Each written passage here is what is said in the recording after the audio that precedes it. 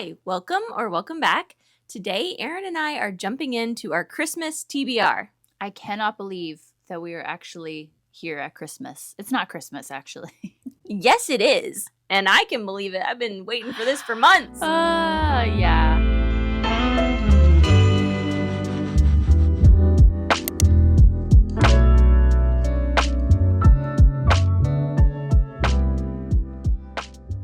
Okay, well, we have enough books that we are going to need between now and December 25th to finish them, so it makes sense. Before we get started, we just wanted to say thank you so much to everybody who has commented on our recent romantasy rant and sci-fi video. We have absolutely loved looking through the comments and reading your thoughts, and definitely looking at all of the amazing recommendations, which we are going to be choosing from and reading from in the next few months. We just wanted to say that we are planning to do some follow-up conversations about those topics. So thank you and look out for more soon. So the way that we're going to structure this video will be similar to how we did our fall TBR.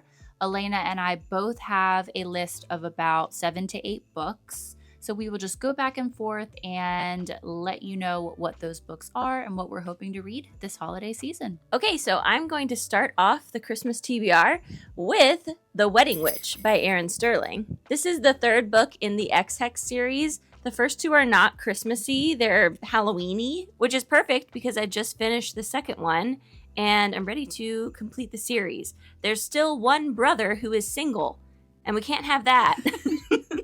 Everybody's got to be coupled up in this world. That's right. With each other. Yep. It's pretty incestuous at times. But this book follows the third brother, Bowen. He's the oldest, and he wasn't a main character in the first two, but he does have some cameos. He's always described as looking like a werewolf.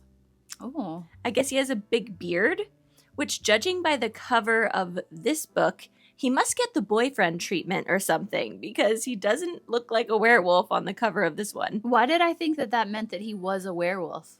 I mean, people in these books are witches. Yeah, that's what, okay. It would kind of fit. Yeah. But I don't know. I can't say. So in The Wedding Witch, Bowen attends a Yuletide gathering at a grand estate deep in the Welsh countryside, which... That sentence alone? Yeah. Yes, sign me up. Okay. And his love interest, Tamsin, who is sort of I guess she's like a bounty hunter that collects magical artifacts. She hunts down magical artifacts as a job. That's definitely different than a bounty hunter. Oh my gosh, I think she is a little shady, though, is the thing. Okay. There's something a little shady about her. She's a werewolf hunter, actually. Maybe oh my gosh. That would actually be an amazing twist. So Tamsin attends the same Yuletide ball, and through a magical mishap, the two of them accidentally time travel into a Yuletide gathering of the past. I am here for this. I did not understand what this book was going to be bringing to the table. Okay. It sounds good, though, doesn't it? Yeah. And I loved the first two, so, it can't be bad. No, that's a good way to start the TBR for sure.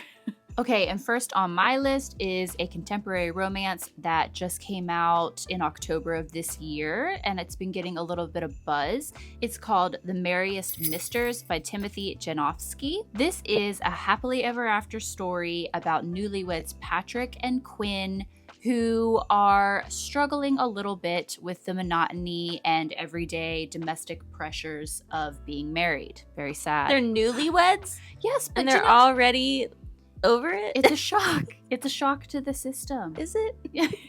Anyway, Patrick has an accidental run-in with Santa on Christmas Eve night. As you do. As you do. I think there's a frying pan involved. And somehow Patrick and Quinn end up in the North Pole and have to be Santa in order to save Christmas for the year. What? I love this. This sounds adorable. Yeah, so this is marketed as a queer version of Tim Allen's The Santa Claus films.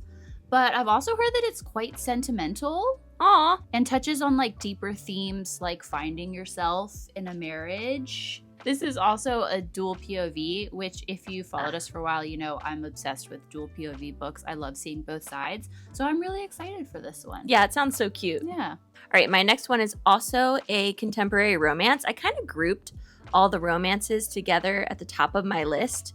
Christmas is a romance-heavy time, don't you think? For you especially, like historically, you're actually not much of a romance person. Except at Christmas. Yes. So this makes sense for you. So my next one is Royal Holiday by Jasmine Guillory. This book is a sequel to another book called The Wedding Party, but I gather you can kind of read it as a standalone. And the main character from the first book, this one focuses on her mother, Vivian. Okay. Vivian is 54. She's been divorced for 30 plus years. And being a single mom, she never really took time for herself or went on vacations. So when her daughter gets the opportunity to travel to England for the holidays for work, she invites Vivian to come along to spend the holidays at a royal estate in northern England. There's like a theme here between the Welsh countryside and now northern England. Yeah, well, who wants to spend Christmas in America? We already know what that's like. Fair. And her love interest, Malcolm, is the secretary to the Queen herself.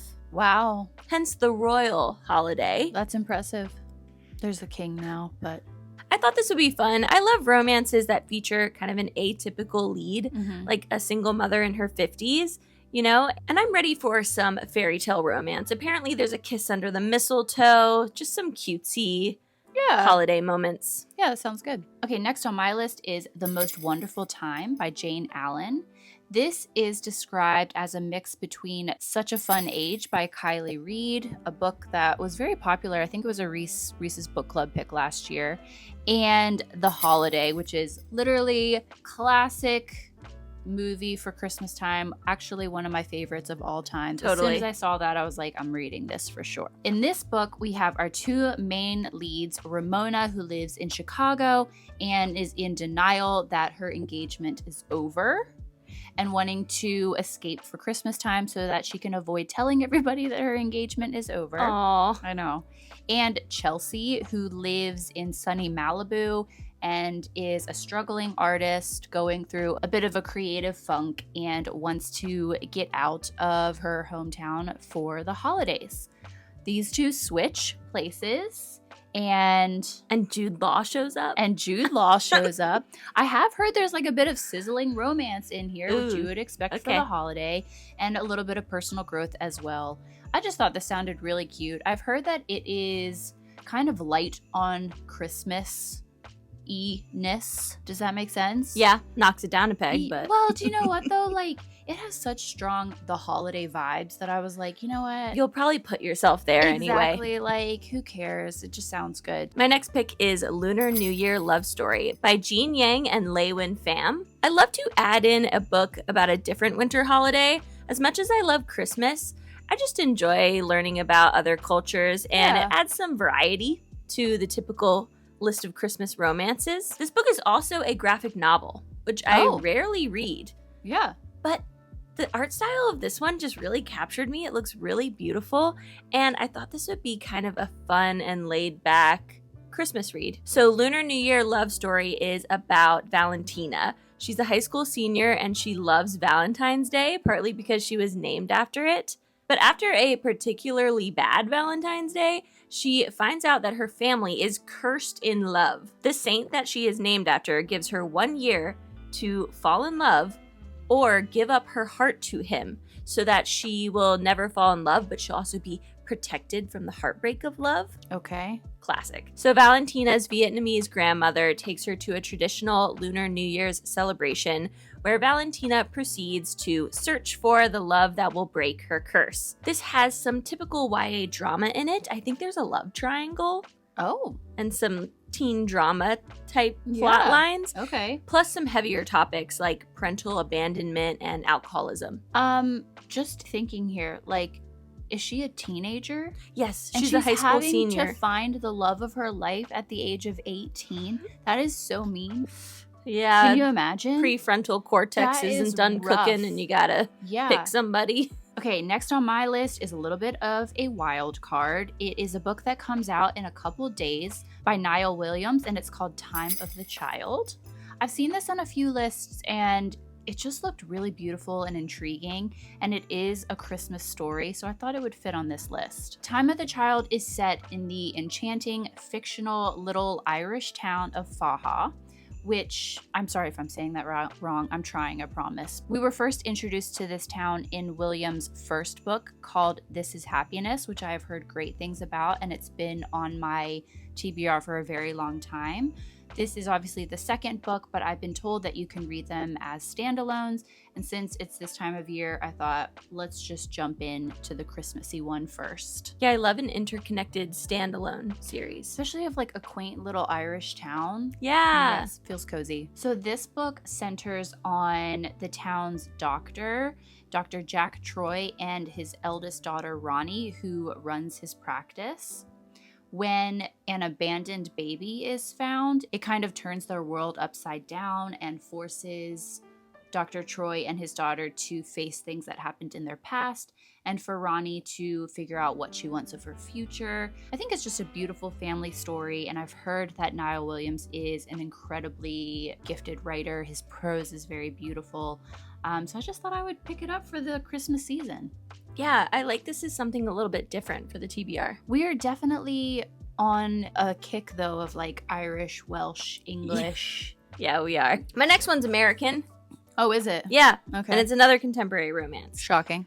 This is like this will never happen again. This is so funny that you have all these romances and I don't. I know. So my next book is The Holidays by Brittany Cherry. This grumpy sunshine rom-com is supposed to be really funny, and I felt like my other picks were more traditionally romantic, so I wanted one that's just kind of supposed to make you laugh and have a good time. Yeah. Our main character, Holly, was left at the altar on Christmas Eve in the past. Yeah. But she's a hopeless romantic, so she can't give up on love, and she's still trying to find it. And then our grumpy restaurant owner, Kai, gets sick of her visiting his restaurant on a series of first dates. So he decides to set her up on a bunch more first dates at his restaurant in the hopes that she will actually make it to the second date and go to a different restaurant. Interesting logic. Why this man wants her to go, like, be a patron of his competitors, I don't know. Yeah. But I think, logic doesn't need to factor into love, okay? She must be really annoying or something. She must complain or always send back her food, which is going to make her really hard to root for if that's the case. So Kai sets her up on all these dates, but it backfires when he starts to feel a little bit jealous as she gets closer to one of the men he sets her up with. He starts being like, wait, no. And then I think love will bloom. We'll see. Of course. Coincidentally, my next one is also a contemporary romance with a grumpy sunshine trope and also a sprinkle of magical realism.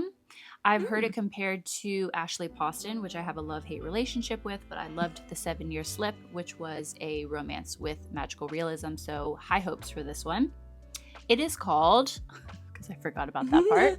It is called Wish I Were Here by Melissa Weisner. So our main character, Catherine, is a straight-laced workaholic, and the love interest, Luca, is a carefree Italian doorman at her apartment complex. I like when the girl is the grumpy one. I know, me too. That's why I picked this one. So this one's interesting. When Catherine's credit card suddenly gets denied, she basically uncovers that her identity has disappeared. Like, she is not showing up in any government records. Her entire existence has been erased. Whoa.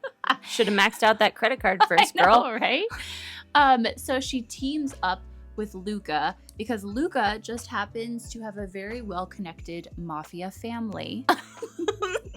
The sunshine guy has a mafia connection? That's okay. Right. I love this. So together, they are trying to unearth what has happened to Catherine's identity, and along the way, fall in love. Or maybe she's forced into it because she's scared of the repercussions if she does not fall in love with him. Anyway, I don't know, but I just thought this looked really cute and was something a little different. Yeah, it sounds so unique. Okay, moving on from the romances, my next pick is The Toy Makers by Robert Dinsdale. This is a fantasy historical fiction book set in World War I England about a magical toy shop. I've been meaning to read this for years, but I've just haven't gotten around to it yet. Our main character is Kathy. She is young, she is pregnant, she runs away from home to avoid having to give up her baby for adoption. She ends up getting taken in at Papa Jack's Emporium, the magical toy shop. Okay. And it's run by Papa Jack's How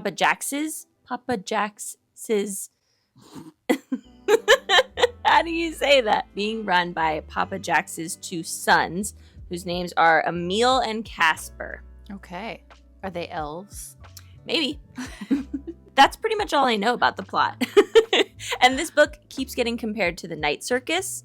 Oh. So I think that's why that's all I can tell you about the plot. Okay. I think it's more vibes than plot situation. Sounds perfect for you. Yeah. Okay, next on my list is the Valancourt. The Valancourt book, A Victorian Christmas Ghost Stories, edited by Tara Moore. So I came across this anthology actually while I was researching horror books for our fall TBR. So apparently in the 19th century, newspapers and magazines would print ghost stories for people to read like while cozied up on a fire on a cold winter night. I have heard that's like an old Christmas tradition. Yeah, and so this is a collection of a bunch of stories that were found in these 19th century periodicals. That sounds so cool. It does, especially because I think the only thing any of us think about when we think of like a Victorian Christmas ghost story is going to be Dickens' A Ghost Story. Right. No. Dickens' A Christmas Carol. So I thought it'd be really fun to see some other stories from that time period, and hopefully they're a little spooky too. Yeah. I bet there will be some gems in there. I hope so. And I've been like weirdly into the idea of short stories recently. I don't know why, so I thought this would be a good place to start. My next pick is The Secret History of Christmas by Bill Bryson. Have you ever read anything by Bill Bryson? No, and I have a really good friend, not you, who has been trying to get me to read Bill Bryson for a long time now. So do I. And really? It's not the same friend. How odd. That is odd. Yeah, apparently he does a bunch of nonfiction works. He's got a ton of books. Yeah. And I've heard that they're really fun and engaging, which is kind of hard to achieve for nonfiction at times. Anyway, this one obviously focuses on the history of Christmas traditions. It breaks it down and tells you kind of the backstory and the origins of all these different Christmas rituals that are just well known and we don't think too much about them now. Yeah. Stuff like, why do we call it Boxing Day? Which of course we don't call it Boxing Day, but British people do, right? Yeah. Isn't he British and lived in America? That would explain it. Yeah. Yep. Yeah. And where the Christmas cracker originated from, of course, Santa Claus himself, his whole deal. This is an Audible original, so I'll listen to it in audiobook format, and it's only about 3 hours long. So I thought this would be like a fun, quick, get into it kind of read. Informative little, Yeah, I'm going to learn something and annoy you with all my Christmas facts. Can't wait. Okay, I have another newly released holiday romance book for you. It is called 8 Nights to Win Her Heart by Mary White. This one is for everyone newly obsessed with Netflix show Nobody Wants This. Oh, did you know there's a rabbi here? No shit. Yeah. I absolutely loved it and needed more, and I think that this book will hopefully give me the fix I'm looking for. So in this book, Andy is facing her first Hanukkah alone. Her father has just died. She is facing a little bit of job uncertainty and a pending move across the country. Ooh. Her neighbor, Leo, has always had a bit of a crush on her, but has been too shy to do anything about it. And one day during the holidays, he sees her struggling with a bag of groceries and Hanukkah candles and musters up the courage to go out there and help her and invite her to dinner on the first night of Hanukkah. Andy and Leo hit it off, but the clock is ticking because Andy is scheduled to move at the end of Hanukkah. Ooh. So Leo has to woo her and convince her to stay within the 8 nights of Hanukkah before she leaves. That's intense. I know. You couldn't have thought to do this like a couple months ago, dude. I just saw that this is like full of Hanukkah traditions. And you can picture Adam Brody, so. Oh my gosh. Yes. Okay, and then I have 2 books left over from last year that I didn't get to, but I still really want to read them. The first is The Afterlife of Holly Chase by Cynthia Hand. So on Christmas Eve, Holly, who is a teenager at the time, is visited by 3 ghosts, the ghosts of Christmas past, Christmas present, and Christmas future. And they warn her to stop being terrible and get her shit together. Fair. Yes, this is a Scrooge situation. She does not get her shit together and she dies 5 years later. Love it. So in the afterlife, she ends up getting recruited to an agency that delegates her into the Ghost of Christmas Past. So now she has to go visit other Scrooges and try to convince them to change their ways and make the world a better place. Her only chance at redemption is to save this guy Ethan, who is one of the Scrooges, but she falls in love with him. Oh, is this a romance? It is a romance, but it's sort of like a dark romance, I think. Okay. And personally, I feel like falling in love with him might help, but Yeah. I guess it might actually make things more complicated, so we'll see. Okay, last on my list is another kind of wild card, but since Ellen Hildebrand announced her retirement from the Nantucket series, I thought that I would check out her first Christmas book, Winter Street. I've only read one other Hildebrand novel. It was, I think, The Nantucket Hotel, and I absolutely fell in love with the setting. Nantucket just seemed so freaking ideal. I know it seems weird for a Christmas story, but I don't know, it felt like maybe a change of pace from all of our English, Welsh, cold Yeah. settings. The book revolves around the Quinn family, who owns the Winter Street Inn in Nantucket.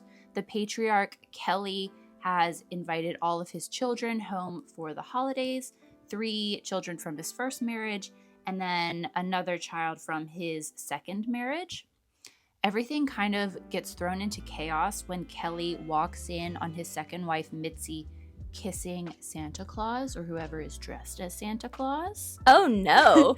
And family craziness ensues. Scandal. Yeah, exactly. This kind of reminded me of like the Family Stone or something. I don't know. We'll see. But it sounds like Kelly's first wife, Margaret, has to come in and save the day. Wow. Or tell everybody to calm Good down. on her. I don't know. It seems like the perfect family melodrama for the season. Yeah, I'm already dying to know. You'll have to tell me. Who is Santa Claus? Who is Santa Claus?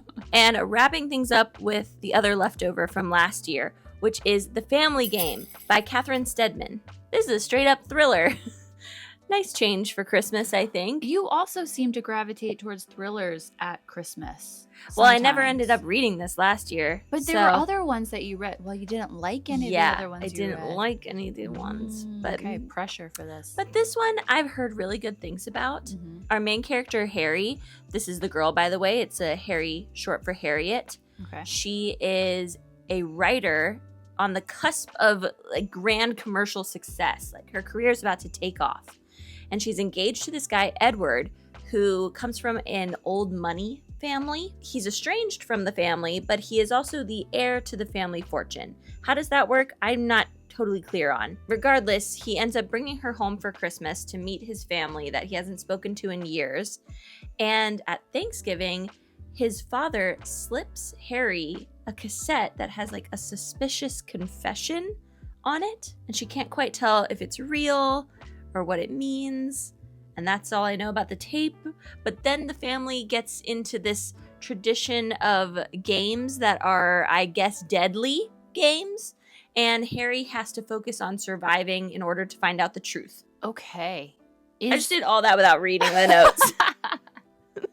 It shows. Yeah.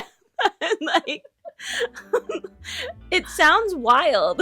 Have you seen that thriller, Ready or Not? It has Adam Brody in it. No. Okay. It sounds like that to me. Okay. There's like a family tradition where they play a game and I guess you could die, which I don't know what's going on here. Okay. They got to keep it I'll alive. tell you spice after I alive. read it. Yeah. Okay.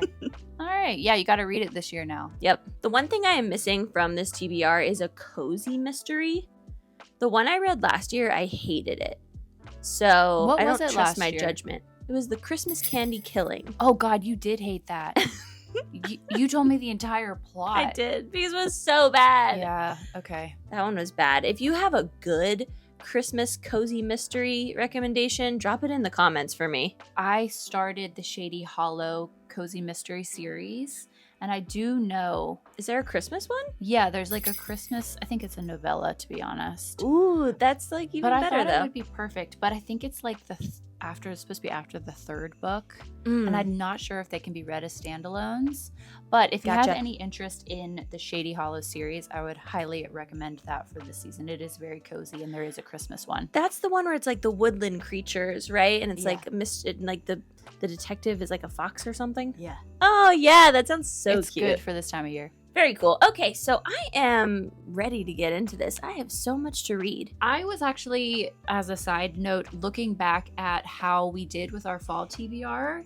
We actually did better than would be expected. I think we read most of them. We read most of them. And actually, we kind of swapped and each read one of each other's. True. Like, we did pretty well. But you have, what, 8? Yeah. And I have 7. That is still pretty ambitious, considering we are also now on our sci-fi journey and wrapping up a few other things. Yeah. We've got... I want to read some of the Goodreads Awards nominees. Wow, yeah, we've got a lot on our plate. We've got the Stormlight book coming out. Huh. Yes, that will be a drop everything and read. So let's see how we do, but I definitely think we have some good picks. So please like this video if you like it. Let us know in the comments what you're reading this Christmas season. Yes, and please subscribe if you haven't already. And until our next video, we will see you later. See you soon.